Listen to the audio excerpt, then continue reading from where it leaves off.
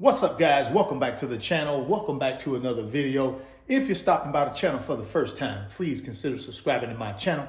And while you're at it, smash that like button. I really would appreciate it. Also, hit that post notification bell so that you're notified every time I upload a new video. Be careful down in the comment section of the videos. A lot of spam, a lot of scammers. I will never ask you to contact me by WhatsApp or Telegram. I also do not invest money for my subscribers. So please be careful. Don't get yourself scammed. If you want up to 12 free stocks, Webull is going to give you up to 12 free stocks. When you open a new Webull brokerage account, put any amount of money in that brokerage account, they're going to give you up to 12 free stocks valued up to $30,600.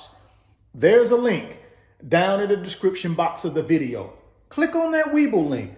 Open up your new Webull account today. Go get that free stock. Go get that free money. I've been getting this question quite a bit, guys. And that question is, do I believe there are going to be any more bank failures? And I always answer with maybe. Because what's happening right now in the market, in the banking industry, you have these regional size and smaller banks starting to feel the pressure of increased short-term interest rates. As I've stated in other videos, all banks really have to make money, right? And the way they make money is taking customer deposits and trying to invest those deposits to make some type of return.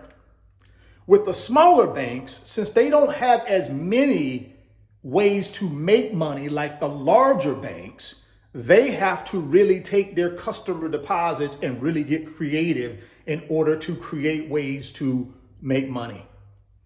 And that's where some of these regional size and smaller banks that have failed recently have gotten into trouble. Will more fail? Possibly. If interest rates continue to rise and these banks start getting pressure from their depositors in the form of customer withdrawals, then yeah, we may see more. Because I guarantee you, when you look at the balance sheet of a lot of these mid-size and smaller banks, you're going to see investments on there that are tied to low interest rates. But when interest rates rise, those investments tend to not do as well. Coupled with what's happening in the banking industry, customers coming in and starting to take their money out of these small and mid-sized banks and put them in the big boy banks like Bank of America, Wells Fargo, JP Morgan Chase, Citibank, US Bank. These are your 5 major banks here in the United States. And a lot of people are starting to take their money out of these smaller banks because they're scared that they're going to fail. And they're starting to put them in the Bank of America and in these other 4 banks, right? Because they're seeking safety and they feel more confident in the larger tier 1 banks than they do in these like tier 3 banks, right? What should you be thinking about when it comes to your money at your local bank? Well, here's what I would be thinking about. Do I have more than $250,000 on deposit at this bank? If I don't worry about anything because I'm already FDIC insured up to $250,000 no matter which bank I use, as long as that bank is FDIC insured chartered bank, which it would have to be, right? So if I'm less than $250,000, I don't have to worry about anything because I'm protected. If I'm more than $250,000 in these, tier 3 and smaller banks, then yeah, I got a decision to make. I may think about taking the excess over the $250,000 out and put it somewhere else. Let me give you a prime example. Let's say I got $750,000 in a bank. And I know, guys, for most of us, that's not going to be the case, but I'm just trying to make a point here. Let's say I got the $750,000 and I got it at a tier 3 bank. And I'm worried that this bank may fail. Then what I need to do is I go and immediately take $500K out of there. And then I take $250K of that $500K and I put it at one bank. And then I take the last $250 and I put it at a third bank. So I got 3 different banks with under $250 in each bank. And now I'm covered on my $750,000. Let me give you another example. Let's say I got $150,000 in a tier 3 bank and I'm worried about that bank.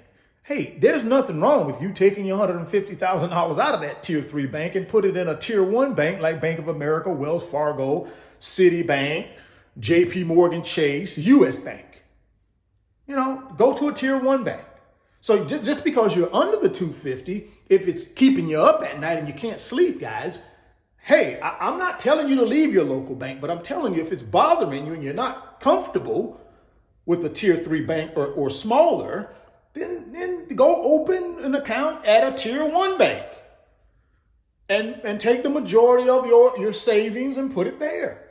And maybe you just leave your operating money in your local tier 3 bank. That's what I would recommend you consider. For me, all of my money is at tier 1 banks. So I'm not concerned about it because see, I know tier 1 banks are too big to fail. And the Fed is not going to let a tier 1 bank fail. They can't afford to. Why? Because tier 1 banks have trillions and trillions of dollars in assets. A tier 1 bank like Bank of America with a couple $1 trillion in assets, guys, you can't let that fail. Our economy wouldn't survive it. So they're gonna protect the tier 1 banks. But these tier 3 banks, perhaps even some tier 2 banks, hey man, they're not going to protect them. And I know a lot of y'all are thinking, well, they're already protecting them. No, they're not.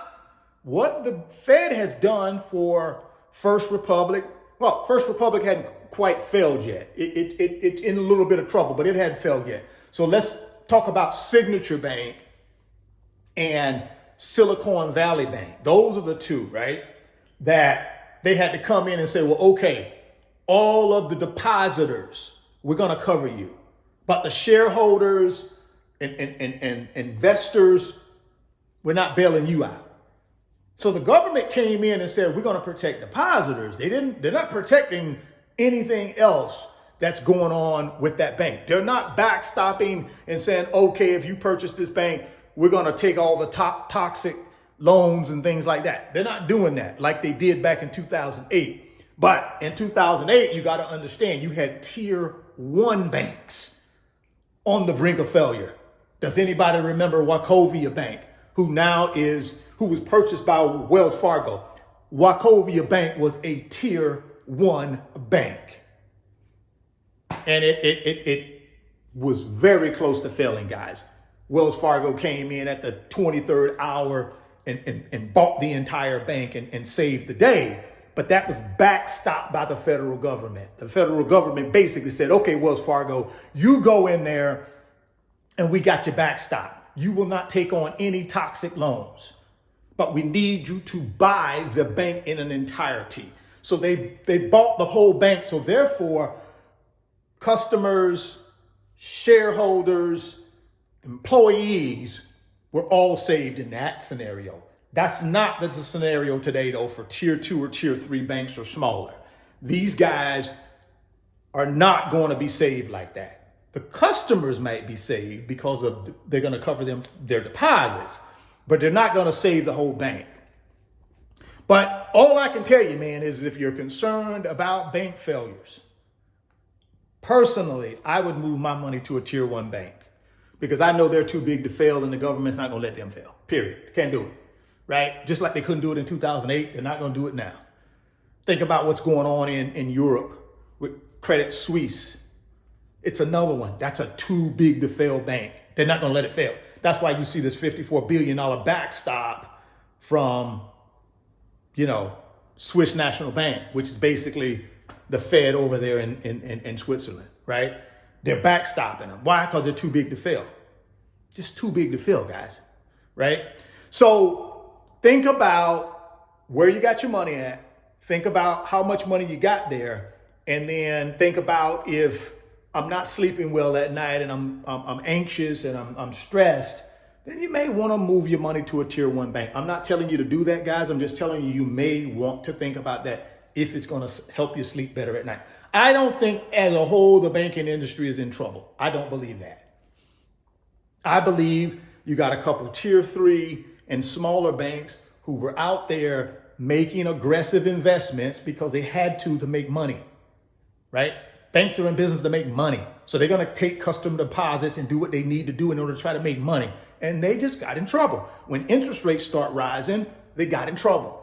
And that's what you're seeing right now. But I don't think as a whole, I think the banking industry is fine and it will continue to be fine. Now, it's an opportunity right now to pick up some assets while they're at a discount, because even your tier 1 banks are trading at a discount right now because of what's going on in the overall banking industry. So it may be an opportunity to pick up some assets from financial services companies, hold them the next 3 to 5 years, and maybe make you some money. You got to make the determination on that one, though. Drop me some comments down in the comment box and let me know what you think about the banking industry. And have we just seen the tip of the iceberg, or do you think it's going to get worse? If you want those 12 free stocks from Webull, click on that link down in the description box. Open up your new Webull account today. Go get that free stock. Go get that free money. If you're stopping by the channel for the first time, please consider subscribing, share the video, smash the like button. Thoughts become things. If you can see it in your mind, you can hold it in your hands. You guys keep chasing your greatness. Never stop believing in yourself. And I'm going to catch you on the next video. Peace. Today's video is sponsored by my company, RF Financial Consulting.